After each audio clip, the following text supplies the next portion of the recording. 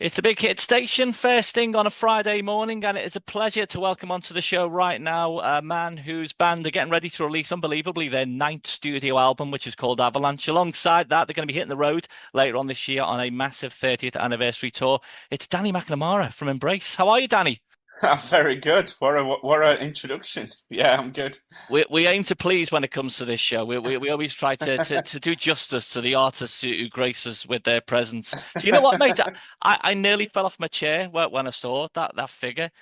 It's a 30th anniversary tour that you're heading out on. How has that been 3 decades? I know, man. Sort of feels like yesterday, but also feels like forever, all at the same time. Well, it's funny actually when I was looking at it, 'cause I was thinking, wow, it's been that long, 30th anniversary tour, but it was 28 years since your debut album came out. 97 was when All You Good People was released as well. But you guys go even back further than that, don't you? As a Yeah, band, was it yeah, like when you're 18, you start? yeah, yeah. I mean, we've probably been together. Certainly me, Richard, and Mike since Rick's 18th birthday, so that's even longer. Yeah. And didn't you have a few different names when you? Because that's always the case, isn't it, with bands? They I never. keep getting asked that. I keep getting asked that today. Oh, it's really embarrassing. Some of the Yeah, names were like, we were called bus conductors at one point. Christian F. I've been playing your records, mate, on the radio now for going back to since you burst onto the scene, and I didn't know that until recently. It was the bus conductors one that I heard about, and I was like, "What? The bus conductors?" Yeah, we thought it was a really great name at the time as well. We couldn't believe no one else had thought of it. Well, maybe there's someone out there listening right now who's thinking, "Hang on, Embrace didn't use it. They've gone on to big things. Maybe we can take it to another level."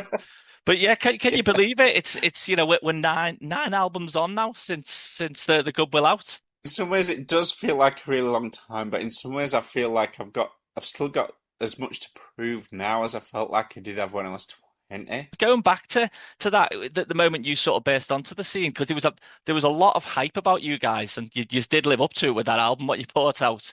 But did you feel part of the Brit? Because it was coming towards the end of the Britpop scene. I felt like 94 to like Yeah, 96, 96 probably the peak, but things were going in a bit of a yeah. different direction in the music business. Yeah, we've found it really difficult to get even local gigs when we were starting out because we didn't sound Britpop enough. Yeah. I always remember a local promoter, he said, I really love it, it sounds great, but you don't sound Britpop enough for us to stick on in our venue. And we found that quite a lot. Like we couldn't even get local gigs because we didn't sound Britpop Yeah. enough.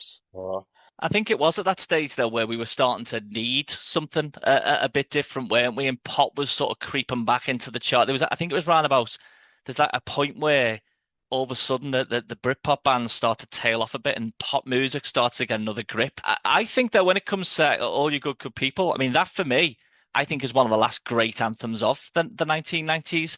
What an introduction thank you to, very much. Yeah, it was. I mean, we were on the front cover of every magazine, almost seemingly like every other week, yeah. and we were on top of the pops all the time and on all the sort of TV that there was back then, which there isn't really anymore.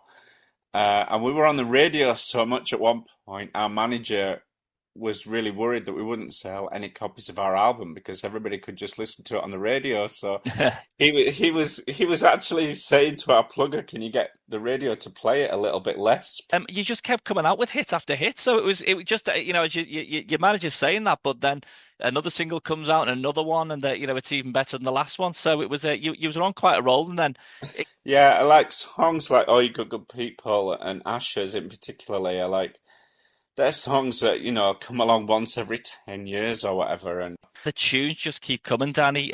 Gravity and Ashes, Gravity, which was written by Chris Martin. I didn't realize how, because obviously Coldplay supported you guys, didn't they, early on in their yeah, career? I didn't realize yeah, how close you were until I was reading something the other day. You're still quite friendly with Chris Martin, aren't you? yeah. We speak all the time, and yeah, he's a friend really. I used to ring him all the time in the middle of the night because he was in LA, and so it would be the middle of the day over there, and quite often I'd do all my writing late at night, and when you get an idea at 2 in the morning, there's no one in England you can ring without waking him up. So I Yeah. used to ring him. And yeah, I remember he played me Gravity when we were sat on Angelina Jolie's spaceship in the car Hang park. on. I think. Well, wait a second. He played you Gravity when he was sat on Angelina Jolie's spaceship, have you just said? Yeah, we were in I think it's Shepperton Studios, and they were filming this film called Sky Captain in the World of Tomorrow, and Right. Gwyneth was in that with Jude Law, and Angelina Jolie has a spaceship, and that was in the parking lot. The sort of the model of that. It was this huge. It was about the size of a full-size swimming pool.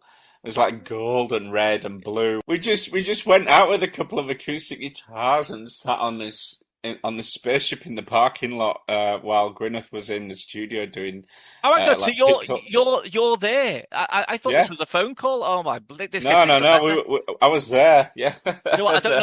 I don't normally give out awards on this show, but I think when it comes to the best ever anecdotes, you've just taken it. I've been I've interviewing got, people for I've three got, decades. I don't think anyone's going to top that. I've got a lot of anecdotes, mate. I've had one hell of a life. We just mentioned that the gift that Chris Martin gave you. The tunes and the hits just keep coming. Nature's Law again is just an absolutely beautiful song. I love that. And also as well, I didn't realize this until we were only talking about this on the show a few weeks ago about England World Cup songs, about how Yeah, it doesn't happen anymore. You guys were the last ones to do an official effort. Did you yeah. know that? That was the final one. I And I'm think not we saying you we killed it, like by the way. yeah, we killed it. We totally killed the idea off. I No, think it's like it was really weird being asked because I've never really been a massive fan of football. Ironically, when I was a kid, like when I was a sort of 6, 7 year old, I used to support Liverpool oh because well, I'm an because Evertonian, so we'll have to end this interview right now. all right, it's all over. Yeah, because they were doing so well back then, and when you're a kid, you just want to Yeah, be on the winning team. I never went to see him or anything, but I yeah, had yeah. the wristband and the t-shirt and all that. So So it was the FA that approached you to do that? Because I've always wondered what happens with that. Do you, yeah. is it like a tender? You put in your song and they go, yeah, we'll go with No, it. no, well, I wasn't. I wouldn't. I wasn't interested at all. And in Yeah. fact, when they asked initially, we said no. But anyway, let's Great. fast forward to now. We've got the brand new album which is coming out. This new album, it feels like almost like I've come full circle, and I'm back near the fire again, and getting great ideas. But maybe for the first time, I realize where I am. Yeah, Like I used to do it quite instinctively, but now I sort of know what I'm doing, and it feels like feel the comfortable. ideas are in the palm of my hand, and It's coming out soon. We've already heard a couple of tracks, and we're playing at the moment. Your latest one, which is called "Stop." Road to Nowhere was the other one that we've had on as well quite a bit here at the radio station. You're yeah, going to be in Liverpool on the. In fact, the nearest when it comes to the 30th anniversary tour, the nearest you get to us when you play the O2 Academy in Manchester on the 14th of yeah, November. But you are doing yeah. a record store tour where you're stopping by in Liverpool at the Jacaranda at the Baltic Triangle. That's the 11th of June in support of the new album. We might try and get down and catch up with you then as well. But I tell you what, when you're doing that spoken word tour, Danny, you're coming on this show. We'll have an whole hour going through your anecdotes. Yeah, we should do Da- because there's all sorts of stuff. There's some quite near the knuckle stuff as well, but yeah, yeah. Danny McNamara's showbiz hour. That's what we'll call it.